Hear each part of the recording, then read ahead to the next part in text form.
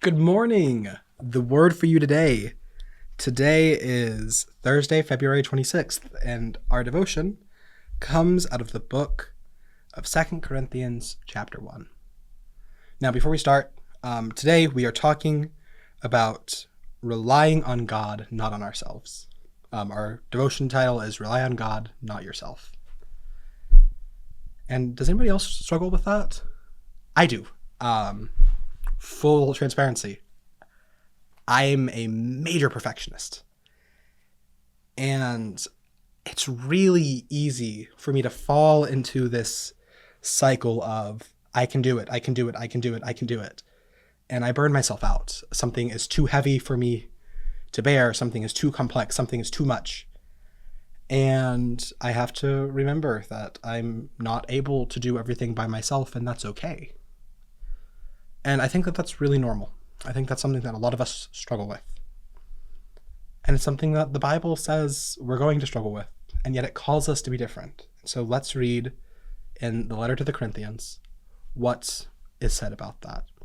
So we'll be in 2 Corinthians chapter 1, and we're going to be in the last part of verse 8 and then verse 9. And it says, "We were under great pressure, far beyond our ability to endure, so that we despaired of life itself.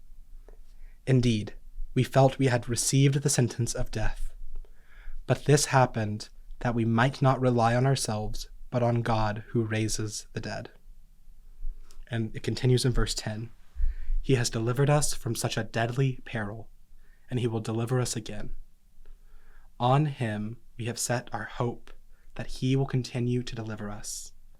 As you help us by your prayers, then many will give thanks on our behalf for the gracious favor granted us in answers to the prayers of many." Now, a whole lot, but we want to focus on that last part of 8 and verse 9, which is basically Paul writing and saying the weight of this mission to Asia. Paul is writing, telling them about a time in the province of Asia. And during this time, they experienced a huge amount of pressure that was overwhelming and was soul-sucking, was absolutely demoralizing. And Paul says that the reason this happened, the reason he believes this happened, is because God allowed it so that they might learn to rely on God, not themselves.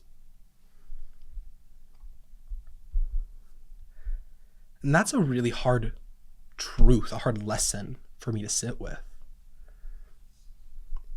It reminds me of Job, when Job finally gets to ask God why. And God basically says, "Why do you ask why?" And now, God's not condemning Job for asking, but God also says, "I'm the God who creates everything. I'm the God who creates storms and beasts and literally everything. Who are you to ask my intentions?" And it feels very harsh, but it also goes to, I think, a core truth that the ancient Israelites believed, that Paul believed, and that I think we still believe today, which is we believe that when the world happens, when the heaviness of life happens, God has a hand in that. Now, maybe it's not God doing it, maybe it's God allowing it to happen, but still, God allowed it to happen. God didn't intervene. And we may ask why. Why is this bad thing happening? Why is this suffering, this pain being allowed, God? And God tells us to trust him, to rely on him. That's really hard. In my personal life, there are things going on that make me ask God why. And each time, the response is, rely on me, not on yourself. And I still don't quite know what to do with that.